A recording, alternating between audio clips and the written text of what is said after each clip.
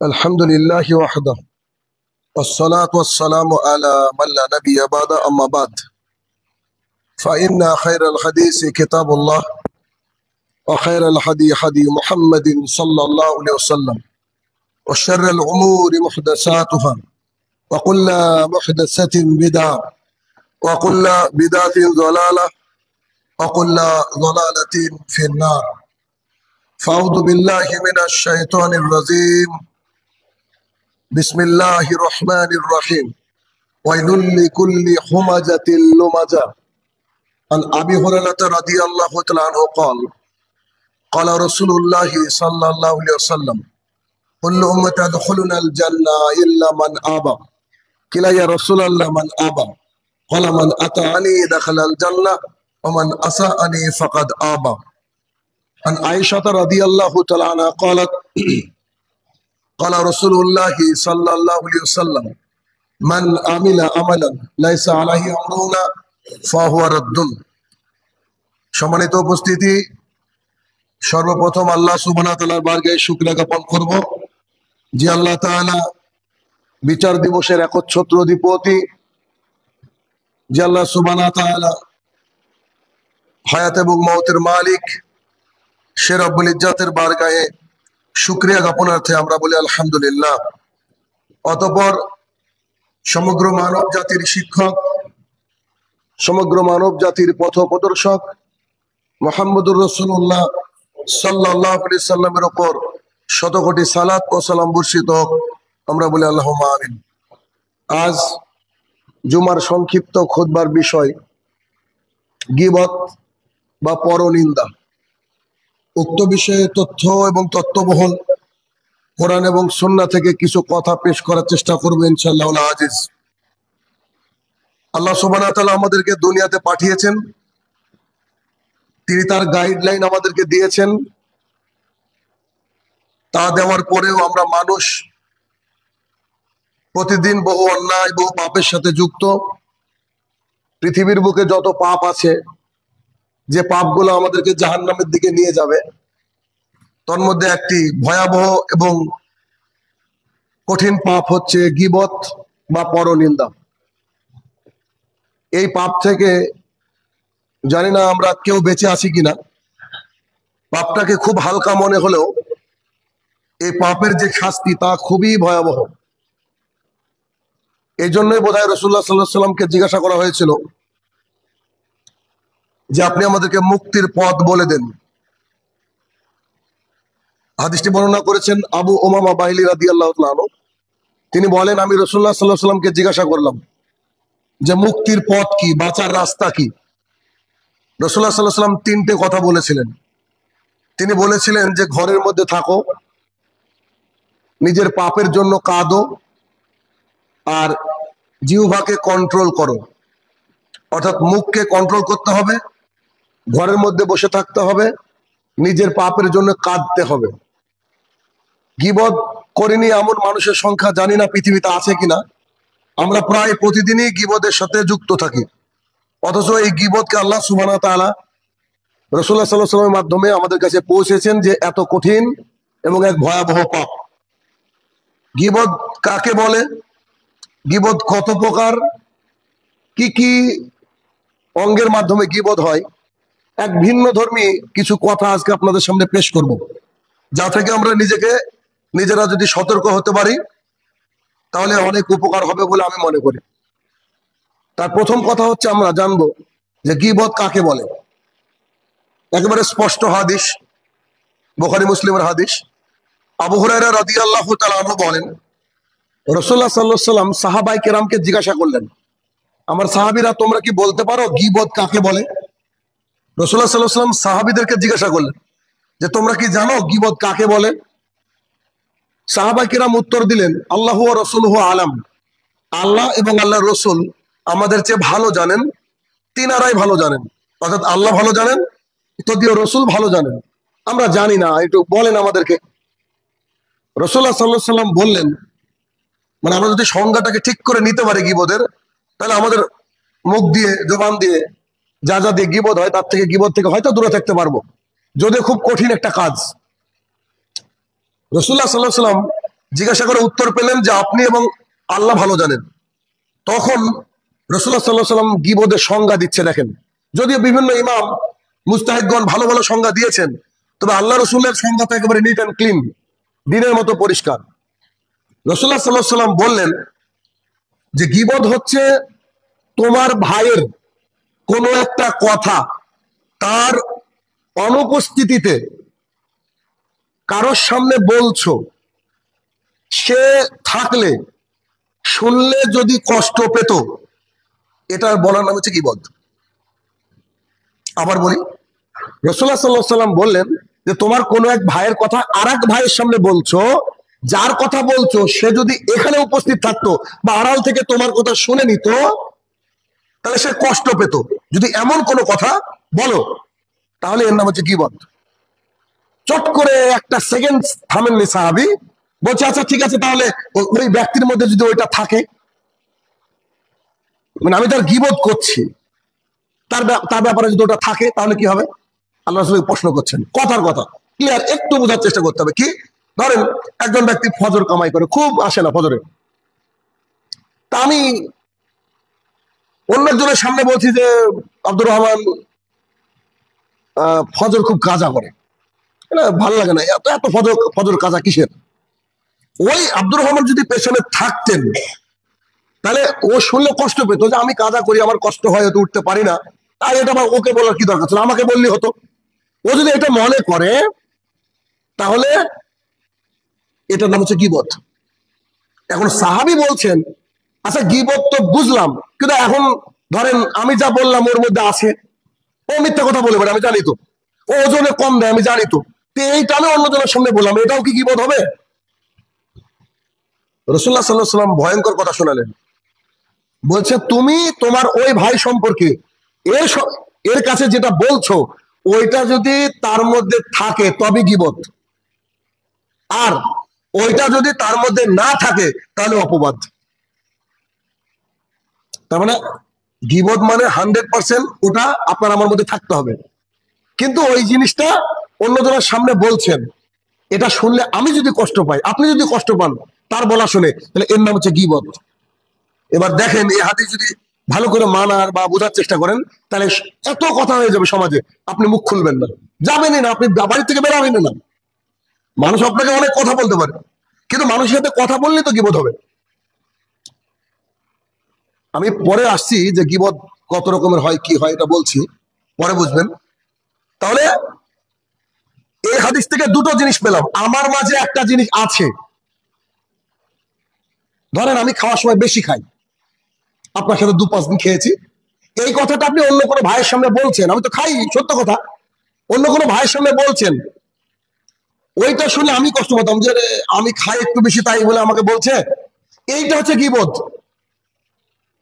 এবার আমি খাই না, কিন্তু আপনি বলেন ওই লোকটা বেশি খায়, এইটা হচ্ছে অপবাদ। একটু ভালো করে মনে করার চেষ্টা করেন, স্মরণ করার চেষ্টা করেন, গত জমা একটা ভয়ঙ্কর হাদিস বলেছিলাম, বেশ কিছু হাদিসের মধ্যে একটা মারাত্মক হাদিস আপনাদেরকে শোনানো হয়েছিল, যে কোন ব্যক্তি যদি কাউকে অপবাদ দেয়, তাহলে সে যেন তাকে হত্যা করা সম মূল্যমান পাপে নিমজ্জিত হলো। আল্লাহ সুবহানাহু ওয়া তাআলা বলছেন সূরা হুজুরাতের মধ্যে 12 নম্বর আয়াতে বলছেন যে তোমরা একে অপরের পিছনে লেগো না, বিনা কারণে একে অপরের পিছনে লেগো না, দোষ ত্রুটি খুঁজে বেরিও না। অনেক মানুষ আছে সমাজে যে আমরা একে অপরের খালি দোষ ধরতে ব্যস্ত, তা আল্লাহ সুবহানাহু ওয়া তাআলা বলছে তোমরা একে অপরের পেছনে লেগো না, দোষ ত্রুটিকে গোয়েন্দাগিরি করো না, খুঁজে বেরিও না, কার কি ভুল আছে এটা খুঁজে বেরিও না। তোমরা কি পছন্দ করো যে তোমরা তোমাদের মৃত ভাইয়ের গোশত খাও? তার মানে গীবত করা মানে কি? মৃত ভাইয়ের গোশত খাওয়া। কখনো কি ভেবে দেখেছেন যে গীবতকে আল্লাহ তাআলা এই মৃত ভাইয়ের গোশত খাওয়া কেন বললেন? আমি অনেক স্টাডি করার পর এটাকে যেটা পেলাম বড় বড় উলেমা দ্বীনের কাছ থেকে, বুঝতে পারলাম যে মৃত ভাইয়ের গোশত মানে কি। মৃত ভাইয়ের গোশত আমি ব্যাখ্যায় এমন পেলাম যে একজন মানুষ ধরেন মারা গিয়েছে, এবং তার গোশত যদি আমি খাই, আমি ধরেন একজন মৃত আমারই ভাইয়ের গোশত খাচ্ছি, ও মারা গিয়েছে, ওই ভাইটা বুঝতে পারছে না যে গোশতটা কে খাচ্ছে, তো গোশতটা আমি খাচ্ছি, ও কিন্তু বুঝতে পারছে না। তো মৃত ভাইয়ের গোশত খেতে গীবতকে কেন তুলনা করলো? খুব ইন্টারেস্টিং পয়েন্ট, আপনারা শিখবেন আজকে। আশাবাদী হয়তো জানেন না, শিখবেন সেটা কি। তার মানে গীবত যখন করা হয় তখন কিন্তু যার গীবত করা হচ্ছে সে কিন্তু বুঝতে পারে না। দেখেন ভালো করে বুঝেন আমার কথা, যে আপনি আমার সম্পর্কে কারোর কাছে গীবত করছেন, আমি বুঝতে পারছি না, তো ঠিক তেমনি আমরা যদি মৃত কোনো কিছুর গোস্ত খেলে ওই মৃত জিনিসটাকে বুঝতে পারে যে তার গোস্ত খাচ্ছি। এই জন্য এটাকে আল্লাহ সুবহানাহু ওয়া তাআলা এইভাবে নাম দিয়েছেন যে মৃত ভাইয়ের গোস্ত খাওয়া। তার মানে যেমন করে ওই মৃত ভাইটা মারা গিয়েছে, তো ওর গোস্ত কাকে খাচ্ছে, কুকুরে খাচ্ছে নাকি মানুষে খাচ্ছে, ও তো বুঝতে পারছে না। তো ঠিক তেমনি যখন আমার নামে গীবত হবে বা আপনার নামে গীবত হবে, আপনি আমি বুঝতে পারবো না, যে ব্যক্তি গীবত করবে সেই জানে আর আল্লাহ জানে, আমরা বুঝতে পারবো না। এই জন্য হচ্ছে মৃত ভাইয়ের গোস্ত খাওয়া। আল্লাহ সুবহানাহু ওয়া তাআলা এই বাক্যটা ইউজ করেছেন কোরআন। তাহলে এক যদি আমার মধ্যে যে গুণটা, যে বদ গুণটা, খারাপ জিনিসটা আছে তা অন্যজনের সামনে পেশ করছেন, এটা গীবত। হক কথা সত্য কথা বলা যাবে না যদি গীবতের আন্ডারে পড়ে, যদি জনৈক ব্যক্তি কষ্ট পায়। দুই, যদি না থাকে সেটার নাম কি? অপবাদ। তাহলে গীবত মানে নিজের মরা ভাইয়ের মাংস খাওয়া, গোস্ত খাওয়া, আর অপবাদ মানে তাকে হত্যা করলে যত পাপ হবে অপবাদ দিলে অত পাপ হবে।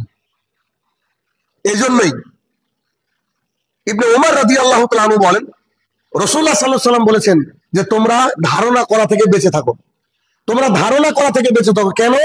অধিকাংশ ধারণা হচ্ছে পাপ, অধিকাংশ ধারণাই পাপ। একটা লোক বাসে উঠে ঘুমিয়ে গেল, এখন যদি আপনি তার সম্পর্কে ধারণা করেন লোকটা মনে চোর, রাত্রিবেলায় ও মানে ঘুমিয়ে গেল, মানে কিছু করেছে বোধহয় তাই ঘুমিয়ে গেল, এমনও তো হতে পারে লোকটা তাহাজ্জুদ করেছে। তাই এই জন্য কোনো ধারণা আমার দরকার কি? এই জন্য রাস্তাঘাটে চললে এদিক ওদিক তাকানোর অত দরকার নাই, প্রয়োজনই নাই। কি দরকার এত কিছু? আপনার আমার জানার দরকার নাই। তো আপনার আমার মূল টার্গেট যে কি করে কাঁটাযুক্ত মানে এই আলের উপরে চলছি, নিজের পোশাকটাকে বাঁচিয়ে আল্লাহর কাছে গিয়ে খালি ডান হাতে আমল নামা পেতে পারি, এতটুকুই কাজ দুনিয়াতে। তারপরে যা পাওয়ার সব আখিরাতে পাওয়া যাবে। এত কিছু এর কোনো মূল্য নাই, টেনশন নাই। তাহলে কি? গীবত হচ্ছে নিজের ভাইয়ের, মৃত ভাইয়ের গোস্ত খাওয়া, এই সমমূল্য পাপ। আচ্ছা, তো গীবতের সঙ্গে আমরা জানলাম গীবত কত প্রকার। ওলামায়ে দ্বীন বলছে গীবত 3 প্রকারের। এক, এতক্ষণ যে আলোচনা করলাম এটা হারাম, মানে আমার উপকার হবে না কিন্তু আমার ব্যাপারে আপনি আলোচনা করছেন, এটা হচ্ছে হারাম, মৃত ভাইয়ের গোস্ত খাওয়া। 2, ওয়াজিব। কিছু গীবত আছে এটা করা ওয়াজিব। কেমন? বড় বড় আল্লামা ওলামায়ে দ্বীন ধর্মকে বিকৃতি করছে। আমরা আমাদের ওই মসজিদ সম্পর্কে, মসজিদে আলেম সম্পর্কে মাঝে মাঝে এখানে কথা বলি, তাহলে কি জুমার খুতবায় দাঁড়িয়ে গীবত করি? না, এটা যে ওয়াজিব, এটা মানুষকে বলে দেওয়া যে তোমার বাবা মারা গিয়েছে, তুমি যদি মিলাদ দাও এটা জায়েজ নয়, এটা হারাম কাজ, এর মাধ্যমে তোমার বাবা কোনো নেকি পাবে না। অমুক মৌলবি সাহেব, অমুক মসজিদের ইমাম এটা করে, এটা হারাম কাজ করে, এটা বলে দেওয়া হচ্ছে ওয়াজিব। তাহলে কোন গীবত করা ওয়াজিব? যে গীবতের মাধ্যমে ইসলাম ধ্বংস হচ্ছে, যে গীবতের মাধ্যমে সমাজ ধ্বংস হচ্ছে, এই সমাজ ধ্বংস হওয়ার জন্য যে পরিকল্পনা করছে তারা, তাদের পরিকল্পনাকে ফাঁস করে দেওয়ার জন্য তার ব্যাপারে বলা হচ্ছে কি ওয়াজিব। গতদিন প্রোগ্রামে ছিলাম, আমি ছাড়া সবগুলা ভাইরাল গজল বালি বক্তা, সব গজল, শুধু গজল। তো আমি তো ভাবতে পারি না এরকম যে আমি বক্তৃতা দিয়ে টিকবো কি করে। আমার আগে বক্তা গজল, পরের জন গজল, শুধু গজল। এত কড়া বক্তৃতা দিয়েছি যে আমাকে 1 ঘন্টা সময় দেওয়ার পরে বলছে 40 মিনিটে নামেন। ভাড়া কে দিয়েছে ওটা থাক, আল্লাহ জানুক। অথচ বলছে আমরা আহলুল হাদিস। তা আমি তো বলেছি বক্তৃতার মধ্যে বলছি, আমি যে কাফন বেঁধে বাড়ির থেকে বেরাই, আজকে বেরাবো, জুমার খুতবা শেষ হতে না হতে বেরাবো। আমার কথা হচ্ছে আপনাকে ভয় করবো না, আমি আপনাকে শুধরাতে দেখেছি। আমি বললাম যে এই সব বক্তার মাধ্যমে সমাজের কোনো উপকার নাই। কেন? কি কারণে? আচ্ছা বলেন তো, একজন বক্তা গজল করছে, হিন্দি বা বাংলা গানের সুর নিচ্ছে, সুরটা কে দিল ওকে? নিশ্চিত ওই গানটা শুনেছে, ওই গানটা শুনেছে। ইসলাম হচ্ছে কপি পেস্ট। কেমন কপি পেস্ট? যেমন হুবহু আল্লাহ রসুল যা বলেছেন ওইটাকে নিয়ে আপনি সমাজে খালি দিয়ে দিবেন, এর উপরে একটা বাড়তি কথা আমি বলতে পারবো না, একটা বাড়তি কথা বলা যাবে না। উদাহরণ দেন, ঠিক আছে, তাহলে গজল দিয়ে জাতির পরিবর্তন হবে না? তাদেরকে বলেছে এখন চলছে খুব সোশ্যাল মিডিয়ায়, কে কত গালাগালি করতে পারে, স্বাভাবিক কথা। তাহলে এই ধরনের গীবত করা, যার দ্বারা সমাজে ক্ষতি হয়, এই ধরনের গীবত করা কি ওয়াজিব। ওয়াজিব। আপনি একটা মানুষকে চিনেন না, আমি বললাম এই লোক কিন্তু বিদাতি, এই লোক আপনার ক্ষতি করবে, আপনি বা তার সাথে সতর্ক থেকে দূরে থাকলেন, এর নাম হচ্ছে ওয়াজিব। এটা সবাই করবে না, যারা বুঝবে তারা করবে। 3 নম্বর গীবত হচ্ছে জায়েজ। কেমন জায়েজ? সেটা হচ্ছে, ধরেন আপনি কাউকে টাকা ধার দিয়েছেন, ওই ব্যক্তি বললে 1 মাস পর টাকাটা দিব, সেই ব্যক্তি 2 মাস পরও টাকা দিচ্ছে না, ওই ব্যক্তি এসে আপনার আব্বার কাছ থেকে টাকা ধার চাইছে, এখন আপনার আব্বাকে ওর ব্যাপারে বলে দেওয়া হচ্ছে জায়েজ। আপনি বলছেন আব্বা টাকা খবর দেন না, দিলে কিন্তু ও টাকা দেবে না, কারণ আমাকে তো 2 মাস হলে দেয়নি। আবার ধরেন সে, তার সাথে একজন ব্যক্তির সাথে আপনার ঝামেলা আছে, এবার কোর্টে উঠছেন বা বিচার হবে, বিচার ব্যবস্থা বসছে, এবার আপনি মেম্বার বা প্রধান তাকে গিয়ে বললেন, শুনেন আমি আপনাকে বলে দিই ওই লোক সম্পর্কে, হয়তো আপনাকে বলবে এই ঘটনা, কিন্তু আসলে ওই লোক এরকম না, ঠিক আছে, ও যা দেখাবে তা না, ও তলে তলে খারাপ কিছু আছে, এটা জায়েজ। তাহলে 3টে রকমের গীবত হলো। 1 হারাম, যেটা আমরা সবসময় করি। 2 জায়েজ, যেটা করা, 2 যেটা হচ্ছে ওয়াজিব, যেটা জরুরি করতে হবে, আলেম ওলামারা করে। যেমন হিসাব করে দেখেন তো, এত বড় একজন মানুষ আল্লামা দেলোয়ার সাঈদী, আল্লাহ তাআলা তাকে জান্নাতবাসী করুক, আল্লাহুম্মা আমিন। তিনি মারা গিয়েছেন, মতিউর রহমান মাদানী হাফেজাহুল্লাহ, তিনি বক্তৃতা করেছেন গোটা বিশ্ব জুড়ে, কত নাম করা মানুষ, গোটা বিশ্বের বাঙালিদের স্টার তিনি। কিন্তু যখনই তিনি দেলোয়ার সাঈদীর ভুল ধরলেন, মানুষ অনেকে তাকে ঘৃণা করতে লাগলো, কিন্তু তার ভুল ধরাটা ছিল ওয়াজিব। ঠিক তেমনি যারা নাভির নিচে হাত বাঁধার হাদিস বানিয়েছে, তারা সাহাবী ছিল অনেকে, কিন্তু ওই সাহাবীকে নাসিরউদ্দিন আলবানী রাহমাতুল্লাহ আলাইহি বা বড় বড় মুহাদ্দিসিনে বলছে এই রাবী হচ্ছে ঝুটা, মিথ্যুক, মিথ্যাবাদী, এর হাদিস নেওয়া যাবে না। তাহলে বড় বড় তাবে তাবাইন, বড় বড় আইম্মায়ে মুজতাহিদিন, তারা কি করেছে? তারা বলেছে যে এই ব্যক্তি জালি, এর ঘটনা নেওয়া যাবে না, এর কথা নেওয়া যাবে না। কেন বলেছে? কারণ ওইটা না বললে আমাদের সমাজে সহিহ আর জয়ীফ থাকতো না, সহিহ আর জয়ীফ থাকতো না। যেমন একটা বাক্য শুনেন, অবাক হবেন। ইমাম আবু হানিফা রাহমাতুল্লাহ আলাইহি বলেন, আমার ফতোয়া কারোর জন্য নেওয়া অতক্ষণ অবধি জায়েজ নয় যতক্ষণ না সে বুঝছে যে আমি কোরআন আর হাদিসের কোন জায়গা থেকে নিলাম। বলেন এবার একজন হানাফি দেখান, গোটা দুনিয়া দিয়ে দিলাম আপনাকে, একজন হানাফি দেখান অরিজিনাল। হানাফি তো আমরা, পাক্কা হানাফি আমরা। কেন? ইজা সাওয়াল হাদিসি ফাওয়া মাযহাবি। তিনি বলছেন তার কিতাবে যে যখন হক হাদিস পাবা, সেই হাদিস পাবা, ওটা মানো, ওটা হচ্ছে আমার মাযহাব। আমরা হানাফি পাক্কা। কিন্তু যারা বলে সবগুলা বাটপার, একবারে মিথ্যুকেরা। কারণ আবু হানিফা রাহমাতুল্লাহ কি বলছেন যে আমার ফতোয়া নেওয়া তার জন্য জায়েজ না যে বুঝতে পারবে না যে আমি কোথা থেকে নিচ্ছি। তাহলে আবু হানিফা রাহমাতুল্লাহ কোন কিতাব থেকে নিচ্ছেন, কোন হাদিস থেকে নিচ্ছেন, কোরআনের কোন আয়াত নিচ্ছেন, এটা আগে জানতে হবে, তারপরে মানতে হবে, তবে হানাফি। এইগুলো বলে দেওয়া কি আলেমদের জন্য ওয়াজিব। এই যে আমি যে কথাটা নকল করলাম যে আবু হানিফা রাহমাতুল্লাহ এই কথা বলেছে, তাহলে এই কথা তো কোন একজন আলেম বলেছে। যদি আপনি দেখেন আরেকটু খেয়াল করে, বড় পীর আব্দুল কাদের জিলানী, বড় পীর বললাম কেন, মানুষ বুঝে তাই, আব্দুল কাদের জিলানী রাহমাতুল্লাহ আলাইহি গুনিয়াতুত তালেবিন, দিল্লি ছাপা 309 নম্বর পৃষ্ঠায় বলছে যে আল্লাহর জমিনে যদি কোন দল হকের পথে থাকে, একটাই দল আছে, তার নাম হচ্ছে আসহাবুল হাদিস, আহলে হাদিস। তারপরে যে বাক্য বলেছে ওটা বলবো না, পাড়া ঝামেলা লাগবে। এক দলকে সরাসরি জাহান্নামে পাঠিয়ে দিয়েছে, এবার বুঝেন কোন দল, আমি বলিনি, তিনি বলছেন। এখানে বুঝতে হবে যে তারা কিন্তু কি করেছে, গীবত করেছে। কোন গীবত? ওয়াজিব গীবত। আর 3 নম্বর গীবত কি?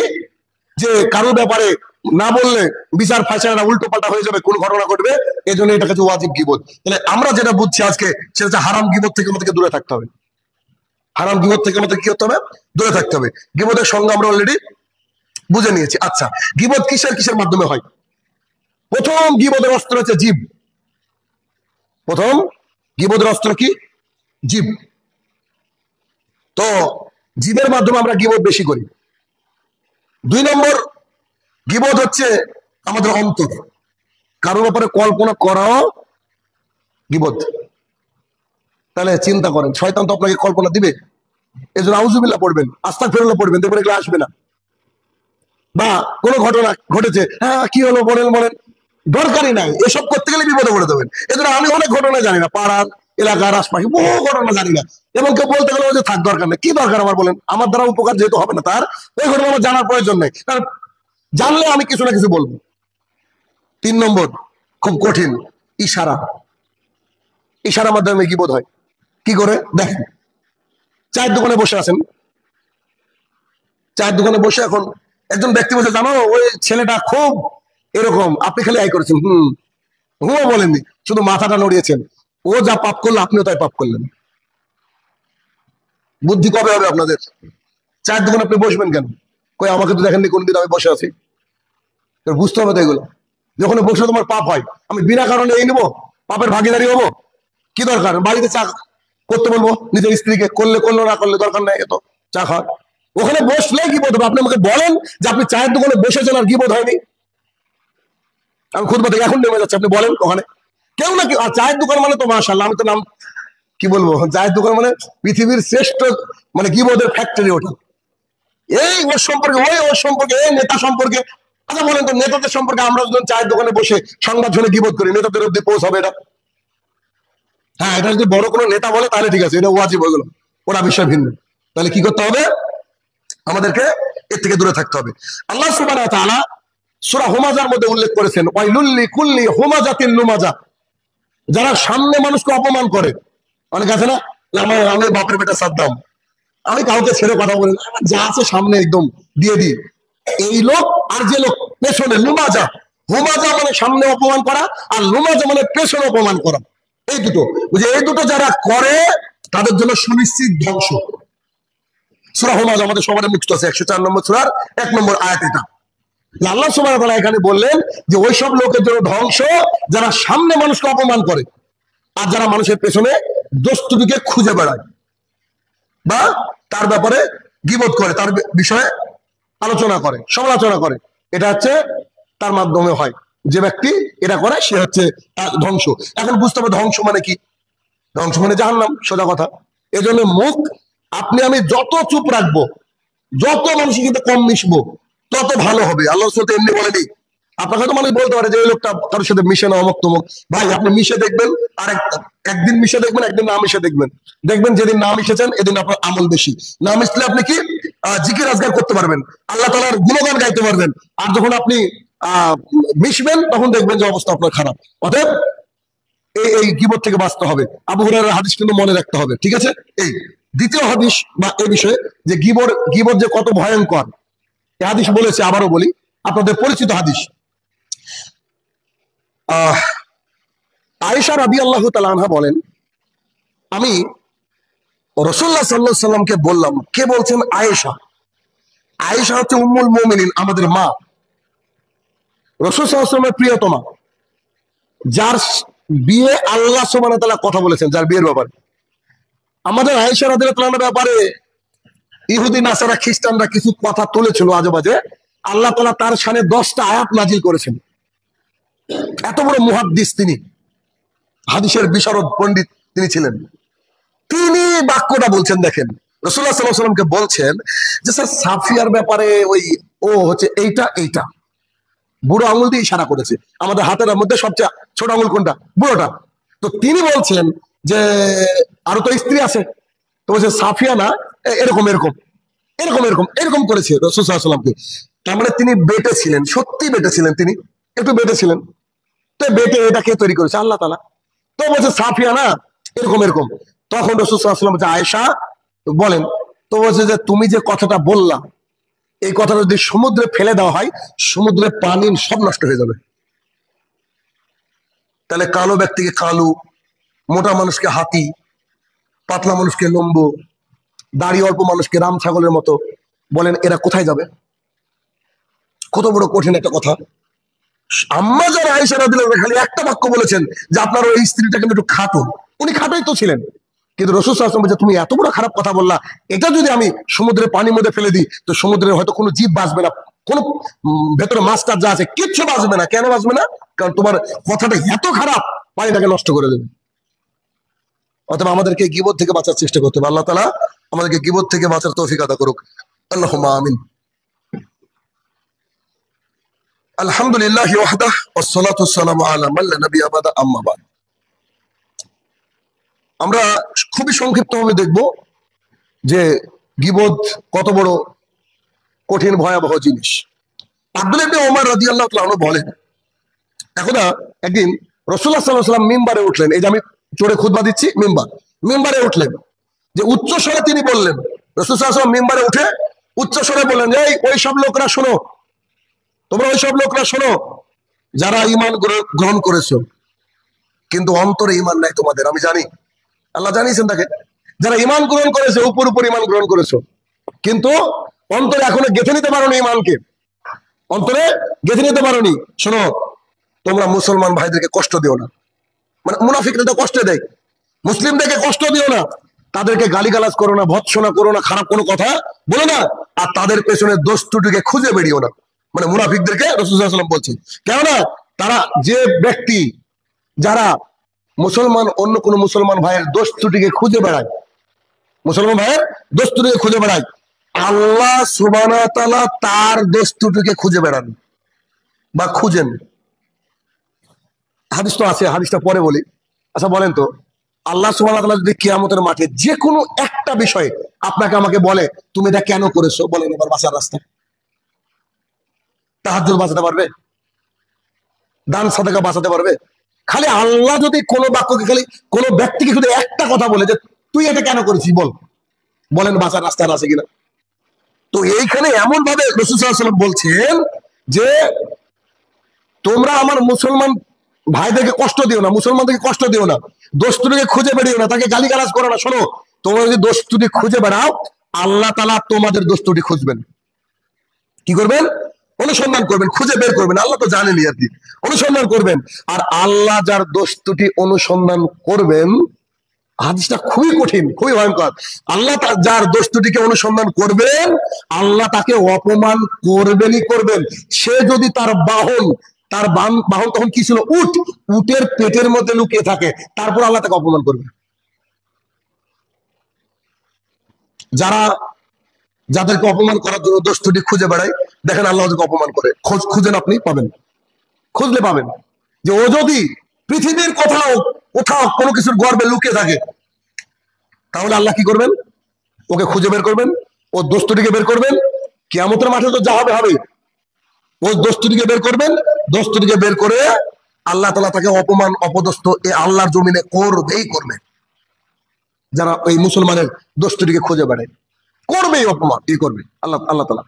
তাহলে গীবত কত বড় ভয়ঙ্কর জিনিস, মানুষের পেছনে দোষ ত্রুটিকে মানে করা, অনুসন্ধান করা কত বড় খারাপ জিনিস। দেখেন আরেকটা হাদিস, আবু হুরায়রা রাদিয়াল্লাহু তাআলা আনহু বলেন, রাসূলুল্লাহ সাল্লাল্লাহু আলাইহি ওয়াসাল্লাম বলেছেন, একজন মুসলমান অপর মুসলমানের ভাই, এক মুসলমান অপর মুসলমানের ভাই, অতএব তোমরা তোমার ভাইয়ের উপরে জুলুম করিও না, আর তাকে লজ্জিত করো না এবং তাকে তুচ্ছ মনে করো না।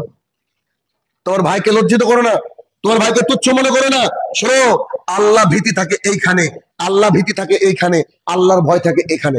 রাসূল সাল্লাল্লাহু আলাইহি ওয়াসাল্লাম বললেন, হাদিসে বলছে আল্লাহর ভয় থাকে এখানে। তবে শুনে নাও, যদি মানে ওই কথা বলার পর তিনি বলছেন যে কোনো ব্যক্তি যদি এতটুকু একটু মন্দ করে, অল্প কোনো মন্দ কাজ করে, তো তার জন্য এটাই যথেষ্ট যে সে কোনো মুসলমানকে তুচ্ছ মনে করলো। মানে কেউ হচ্ছে খারাপ হওয়ার জন্য এতটুকু যথেষ্ট যে অপর কোনো ভাইকে তুচ্ছ মনে করলো। ও কি জানে, ওর কি আছে, আউযুবিল্লাহ। এই ধরনের বাক্য, এই একজন মুসলমানের জন্য অপরজন মুসলমানের জান মাল ইত্যাদি কি তার জন্য বিনষ্ট করা হারাম। তাহলে কি, মানুষকে দোষ ত্রুটি খুঁজতে হবে না, তার পেছনে লাগতে হবে না। এজন্য আমি একটা কথা বলি মাঝে মাঝে, যে আমরা এত মানুষকে নিয়ে কেন চর্চা করি? নিজেদেরই তো কত কি চর্চা করার আছে, নিজেই তো কখন কোন সালাত হয়তো ওয়াক্তে আদায় করতে পারি না, নিজেরাই তো সঠিকভাবে দান সাদাকা করতে পারি না, নিজেরাই তো সিয়াম আসলে মনের দিক দিয়ে দুর্বলতা অনুভব করি, নিজেরাই তো মানুষের সাথে কথা বলতে গিয়ে কত পাপের মধ্যে নিমজ্জিত হয়ে যায়। তাহলে নিজেদের দোষ ত্রুটি সবসময় খুঁজতে হবে, নিজেদেরকে আত্মসমালোচনা করতে হবে যে আল্লাহ আমার কি হবে, আমার কি হবে, এটা কি মানে অবস্থা। আর একটা হাদিস দেখেন কি বাস্তবসম্মত হাদিস, আবু হুরায়রা রাদিয়াল্লাহু আনহু বলছেন, রাসূলুল্লাহ সাল্লাল্লাহু আলাইহি ওয়াসাল্লাম বলেছেন যে তোমাদের কেউ তার ভাইয়ের চোখের ছোট্ট কুটো চোখে পড়েছে, ছোট্ট কুটো এটাও দেখতে পায়, কিন্তু নিজের চোখে যদি গাছের গুড়ি থাকে সেটাও দেখতে পায় না। আল্লাহ রাসূলের কথা এটা, যে তোমাদের ভাইয়ের একটু ছোট্ট কুটো দেখতে পায়, কিন্তু নিজের চোখে গাছের গুড়ি আছে। এই শব্দের অর্থ কি? কুটো দেখা না, এই শব্দের অর্থ অপরে যদি একটু ভুল পাই আমরা একদম তার পেছনে লেগে যাই, কিন্তু নিজের বিশাল বড় ভুল আছে তার পেছনে আমরা কি করি না, তার পেছনে লাগে না। দেখা যাবে হয়তো আপনি আমার ব্যাপারে বলছেন এই শাহিনুর রহমান খুব খারাপ, এর মা বাপকে দেখে না, অথচ আপনি আপনার মা বাবার সম্পদ নিয়ে খাচ্ছেন, হয়তো আপনি আছেন বিপদে, আপনার মা বাবাকে আপনি অরিজিনালি দেখেন না, কিন্তু আপনি সন্দেহ করে কথা বললেন। তার মানে আপনি অপরের যে হালকা হয়তো দেখে মনে হচ্ছে এটা, কিন্তু আপনার অনেক বড় অপরাধ, আপনি এতটা দেখেন না। তাহলে এটা কিন্তু খুব মুশকিল। আচ্ছা, যদিও অনেক হাদিস ছিল, বেশি লম্বা করা যাবে না। আরেকটা মারাত্মক হাদিস, যে গীবত যদি কেউ করে তার অবস্থা কি, একেবারে স্পষ্ট, ক্লিয়ার কাট, স্বচ্ছ হাদিস, যেটা সহিহ বুখারী হাদিস 6056, মানে 6056, হ্যাঁ 6056 নম্বর হাদিস, একেবারে স্পষ্ট। হাদিসটা কি? আন হুযায়ফা রাদিয়াল্লাহু তাআলা আনহু قال قال رسول الله صلى الله عليه وسلم, হুযায়ফা রাদিয়াল্লাহু তাআলা আনহু বলেন, রাসূলুল্লাহ সাল্লাল্লাহু আলাইহি ওয়াসাল্লাম বলেছেন, লা ইয়াদখুলুল জান্নাতা কাত্তা, যে ব্যক্তি গীবত করে, যে ব্যক্তি অপরের দোষ ত্রুটি খুঁজে বেড়ায়, যে ব্যক্তি চুগলখড়ি করে, যে ব্যক্তি গীবত করে, যে ব্যক্তি অপরের দোষ ত্রুটি খুঁজে বেড়ায়, যে ব্যক্তি অপরের খারাপ মানে ভালো গুণ বা যেই খারাপ একটা গুণ বা তার মধ্যে থাকা কোনো ত্রুটি বিচ্যুতি অন্যের সামনে প্রকাশ করে, লা ইয়াদখুলুল জান্নাতা, সেই ব্যক্তি জান্নাতে যাবে। আর কি নেবেন বলেন? যে ব্যক্তি গীবত করে মানুষের, সে ব্যক্তি জান্নাতে যাবে না। এখন আপনার আমার দায়িত্ব কি? হাদিস থেকে আপনার আমার দায়িত্ব, যদি কোথাও কেউ গীবত করে সরাসরি তাকে বলেন যে আপনি থামান, কথা দাঁড় করান। যদি কথা না থামাই, আপনি বলুন আসসালামু আলাইকুম। নিজের স্ত্রী মেয়ে যদি মেয়ে বড় হয়, স্ত্রী বড় হয়, তো তাদেরকে সাবধান করবেন যে পৃথিবীর যেই হোক না কেন, নিজের মা হোক, নিজের বোন হোক, নিজের খালা হোক, ফুপু হোক, তাদের বাড়িতে গিয়ে যদি কোনো রকমের কোনো গীবত হয়, সালাম দিয়ে চলে আসবেন। এটা যে মুসলমানের বৈশিষ্ট্য। রাসূল সাল্লাল্লাহু আলাইহি ওয়াসাল্লাম, আল্লাহ সুবহানাহু ওয়া তাআলা এমনি বলেননি যে তোমার সাথে যদি কোনো জাহেল তর্ক করতে আসে তাকে বলে সালাম, ব্যাস, সালাম মানে শেষ, তোমার সাথে আমার সম্পর্ক নাই, এখন কথা বলা যাবে না। কেন? কথা বললে পাপ হবে। কেন? আপনি ধরেন মানে কেউ একটা কথা বললো, আপনি তো ঘাট তো নড়াবেন তার সামনে, ঘাট নড়াও তো গীবত। তাহলে আল্লাহ রসুলের যে হাদিসটা আমি শুরুতে বললাম, এখন বুঝতে পারছেন কি, যে বাঁচার রাস্তা আছে ঘরের মধ্যে পড়ে থাকা, বিনা কারণে বাইরে যাওয়া যাবে না, গেলেই পাপ হয়ে যাবে। তাহলে কি, নিজের বাড়ির মহিলারা চরম গীবত করে, চরম লেভেলের। এই জন্য আল্লাহ রসুল বলেছেন না যে 4টে কাজ করলে জান্নাতে যাওয়া যায় মহিলাদের, কিন্তু মহিলারা বেশিরভাগ জাহান্নামী। কেন? না আছে পর্দা, না আছে স্বামীর শুকর আদায়, না আছে মানে গীবতের কোনো কন্ট্রোল। একবার সারা দিন গীবত না করতে বলে অনেক মহিলা আছে পেট ফুলে যায়, বাস্তব কথা বলছি। ও বাড়ি মানুষ খুঁজে বেড়ায়, ওর সাথে একটু গল্প করুক, কেউ একটু গীবত করুক, গীবত করার পর মনে হয় যে শরীরটা ভালো লাগে, মানে ইনজেকশন দেওয়া হয় না, এরকম একটা ব্যাপার। এত বড় ভয়াবহ, এত বড় কঠিন একটা জিনিস এই গীবত। অতএব গীবত হচ্ছে ভয়াবহ এক পাপ, যে পাপ তুচ্ছ মনে হয়, আর যেটা আমরা করি অথচ আমাদের মৃত ভাইয়ের কি হয়, মাংস খাওয়া হয়। অতএব এ থেকে দূরে থাকবা। একটা হাদিস বলে খুতবা শেষ করব, সেটা হচ্ছে আনাস ইবনে মালিক রাদিয়াল্লাহু তাআলা আনহু বলেন, রাসূলুল্লাহ সাল্লাল্লাহু আলাইহি ওয়াসাল্লাম বলেছেন, আল্লাহ সুবহানাহু ওয়া তাআলা যখন আমাকে মেরাজে নিয়ে গেলেন, জিবরাইল আলাইহিস সালাম বুরাকে চড়িয়ে যখন আমাকে মেরাজের দিকে নিয়ে যাচ্ছিলেন, তখন আমি দেখতে পেলাম যে কিছু মানুষ, তাদের নখগুলো হচ্ছে তামার, এই বড় বড় নখ, হাতের নখগুলো অনেক বড় বড়, এই বড় বড় নখ, আর নখগুলো হচ্ছে তামার। সে তামার নখ দিয়ে তাদের বুকের আর এই গালের মাংসগুলোকে ছিঁড়ছে, খাচ্ছে, ফেলে দিচ্ছে, এরকম করছে। রাসূলুল্লাহ সাল্লাল্লাহু আলাইহি ওয়াসাল্লাম এই ভয়ঙ্কর শাস্তি দেখে বললেন যে জিবরাইল, মানে এরা কারা, কি পাপ করেছে, কি এমন অপরাধ করেছে, আল্লাহ তাআলা এইভাবে শাস্তি দিচ্ছে তাদেরকে? নিজে শাস্তি, বলেন তো কত বড় খারাপ জিনিস। তখন রাসূল সাল্লাল্লাহু আলাইহি ওয়াসাল্লামকে তিনি বললেন, জিবরাইল আলাইহিস সালাম বললেন, এরা হচ্ছে দুনিয়ার বুকে যারা চগলখড়ি করতো, গীবত করতো, তারা একে অপরের গীবত করতো তারা। অতএব খুবই সাবধান, কেউ গীবত করলে থেমে যাবেন, ব্যাস চুপচাপ থেমে যাবেন। তাতে তার সাথে যদি সম্পর্ক নষ্ট হয়, আলহামদুলিল্লাহ হোক, আল্লাহর জন্য নষ্ট করতে হবে। এজন্য আবারও বলছি, শেষ বাক্য, নিজের স্ত্রীকে, নিজের মেয়েকে বলবেন বাড়ি থেকে যেন না বাড়ায়, বাড়িতে থাকুক, কিতাব পড়ুক, কোরআন পড়ুক, স্বামীর সাথে গল্প করুক, এমনি সংসারে কি করে উন্নত হবে তাই ভাবুক, বাড়ি থেকে বেরোলেই কি বোধ হয়। এই জন্য শহরের মহিলারা অনেক ভালো থাকে, তারা তো এই সকালবেলা উঠে ঝাড় দিতে গিয়ে 3 জন এক জায়গায় হয় না, তারা ভালো থাকে। অতএব এটা ভয়ঙ্কর পাপ, আর যে পাপটা ভয়ঙ্কর, কিন্তু মানে ভয়ঙ্কর পাপ, কিন্তু ভয়ের জায়গায় এইটা, যে এই পাপটা দিয়ে এত ভয়ঙ্কর বুঝতে পারা যায় না, মানে এটা তো জাহান্নামে নিয়ে যাওয়ার মতো পাপ, কিন্তু পাপটা বুঝতে পারা যায় না। কেউ মদ খেলো, কেউ বিড়ি খেলো, এটা অনেকে হারাম মনে করে, এটাকে খারাপ মনে করে, ঠিক আছে, তো মনে করে, কিন্তু গীবতটা করার সময় কেউ মনেও করে না। অতএব মুখের মাধ্যমে, লেখনের মাধ্যমে, জিহ্বার মাধ্যমে, ইত্যাদির মাধ্যমে। আরেকটা হাদিস আমি বলবো না ভাবলাম, আরেকটা হাদিস মাথার মধ্যে আসলো। একদিন সম্ভবত ওমর ইবনুল খাত্তাব রাদিয়াল্লাহু তাআলা বোধহয় আবু বকরের সাথে দেখা করতে গেলেন। আবু বকর রাদিয়াল্লাহু তাআলা তার জিভটাকে ধরলেন, জিভটাকে ধরে টানছেন। ওমর ইবনুল খাত্তাব, যারা কি করছো, ছাড়ো ছাড়ো ছাড়ো, জিভটা তো ছিঁড়ে ফেলবা, কি ব্যাপার? তো বলছে এই জিভটা যদি না থাকতো তাহলে আমি কত ভালো থাকতাম। আবু বকর বলছে, কল্পনা করেন, জিভটা যদি না থাকতো কত ভালো হতাম। বলছে কেন? কারণ রাসূল সাল্লাল্লাহু আলাইহি ওয়াসাল্লাম বলেছে, দুই চোয়ালের মাঝে আর দুই পায়ের মাঝে যা রয়েছে তার জিম্মেদারি যদি আমাকে কেউ দিতে পারে, আমি তাকে জান্নাতে নিয়ে যাব। তাহলে এখান থেকে বোঝা যাচ্ছে যে গীবত খুবই ভয়ঙ্কর, খুবই কঠিন। অতএব হে আমার প্রতিপালক, ইতিপূর্বে যে গীবত করেছি আল্লাহ গো, এই গীবত থেকে আমরা যেন পুরোপুরি পরিত্রাণ পেতে পারি, আল্লাহ তুমি সেই তৌফিক আদা করো, আল্লাহুম্মা আমিন। হে আমার প্রতিপালক, যারা কবরের তলে শায়িত, জানি না কি হালে রয়েছে, তারা যদি ক্ষমার যোগ্য হয় তাকে তুমি ক্ষমা দান করো, আল্লাহুম্মা আমিন। হে আমার প্রতিপালক, হারাম থেকে বাঁচার তৌফিক আদা করো, আল্লাহুম্মা আমিন। হে আমার প্রতিপালক, আমাদের মা বন্ধুকে গীবত থেকে বাঁচার তৌফিক আদা করো, আল্লাহুম্মা আমিন।